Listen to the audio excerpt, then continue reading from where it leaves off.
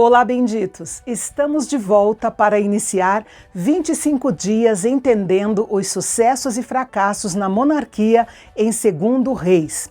E que bom que você continua aqui comigo nesta jornada que só vai parar, se Deus quiser, no livro de Apocalipse. Vamos lá então? No último capítulo de 1 Reis, nós falamos sobre a morte de Acabe. Lembrando que o reinado de Acabe foi um desastre espiritual para o Reino do Norte, mas foi uma época de segurança política e de prosperidade econômica. Nessa época, o reino de Moabe estava debaixo do domínio de Acabe. Aliás, o reino de Moabe estava sob o domínio israelita desde os dias de Davi. Mas quando Acabe morreu, o rei de Moabe encontrou uma boa oportunidade para se rebelar contra o domínio israelita.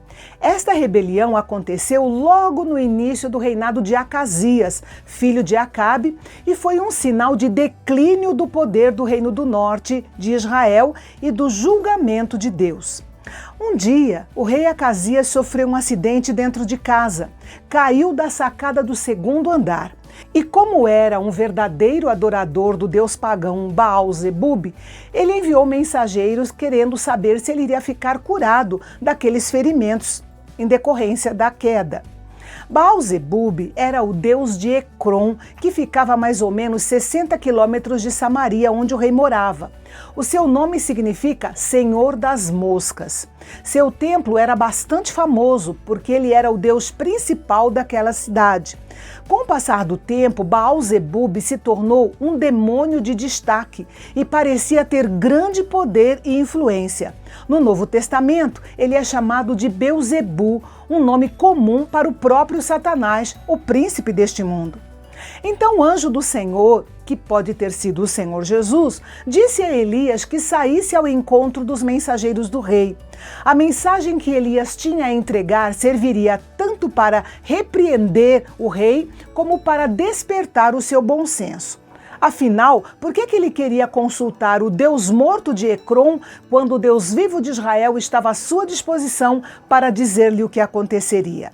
A mensagem do Senhor para Acasias era que ele não sobreviveria àqueles ferimentos. Ao ouvir a mensagem de Elias, os mensageiros do rei Acasias voltaram para o rei com a mensagem de Elias, o profeta do Senhor. E o curioso é que os mensageiros não conheciam Elias. Foi Acasias quem o identificou pelo tipo de roupa diferente que Elias costumava usar. E curioso também é que esta delegação oficial do rei Acasias com certeza não teria desistido da sua missão real só porque algum viajante anônimo pediu. Deve ter havido alguma coisa sobrenatural em Elias, talvez uma forte presença espiritual, que os impulsionou a obedecer a esse estranho, embora não soubessem quem ele era. Ao tomar conhecimento da notícia da sua morte iminente, Acasias deveria ter se arrependido dos seus pecados e buscado ao Senhor, mas em vez disso, ele tentou prender o profeta. Acasias sabia que Elias era um adversário temível, de modo que ele enviou um capitão com 50 soldados para trazê-lo ao palácio, subestimando o poder do profeta. Quando os soldados chegaram, Elias estava sentado no topo do monte. O capitão chegou, chamando-o de homem de Deus, e transmitiu a ordem do rei para que ele descesse e o acompanhasse. Esse capitão deveria ter resistido à ordem ímpia do rei Acasias e obedecido a Deus. E aqueles 50 homens que o acompanhavam deveriam ter recusado obedecer à ordem ímpia do seu capitão. A Bíblia ensina claramente que devemos ser submissos às autoridades governamentais. Porém, na esfera humana, o mandamento bíblico de submissão nunca é absoluto, mas sempre condicionado pela maior responsabilidade de se submeter a Deus. Elias colocou a questão em total contraste. Se ele realmente era um homem de Deus, então o capitão e seus homens estavam em uma missão ímpia. Elias não podia fazer descer fogo do céu sem a aprovação divina. Por isso, ele pediu a Deus que avaliasse o coração daqueles homens e a retidão das suas ações contra ele, como profeta de Deus. E o resultado foi que desceu fogo do céu e consumiu o capitão e os seus 50 homens. O rei Acasias, então, enviou outro capitão com 50 soldados. O segundo capitão repetiu o mesmo erro do primeiro, e com mais culpa ainda, porque ele sabia o que tinha acontecido ao primeiro capitão. Mais uma vez, Elias deixou o assunto nas mãos de Deus, e Deus novamente respondeu com fogo, que consumiu o segundo capitão e os seus 50 soldados. Mas o rei Acasias não desistiu. Enviou um terceiro capitão com 50 soldados. Só que esse capitão era diferente.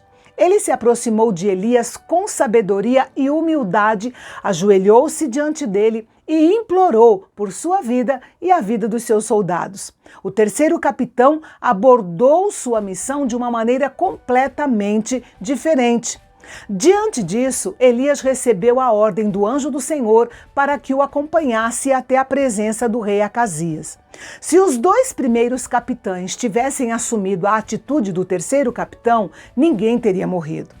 Elias se apresentou diante do rei Acasias e entregou a mesma mensagem que havia dado aos homens que Acasias tinha enviado para consultar Baal-zebub. A mensagem de Deus não mudou só porque Acasias não quis ouvi-la da primeira vez.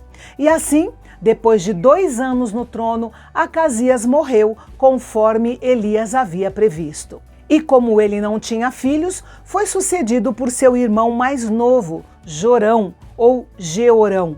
Nesse ponto, o relato se torna um pouco confuso, porque Josafá, o rei de Judá do sul, naquela época também tinha um filho chamado Jeorão.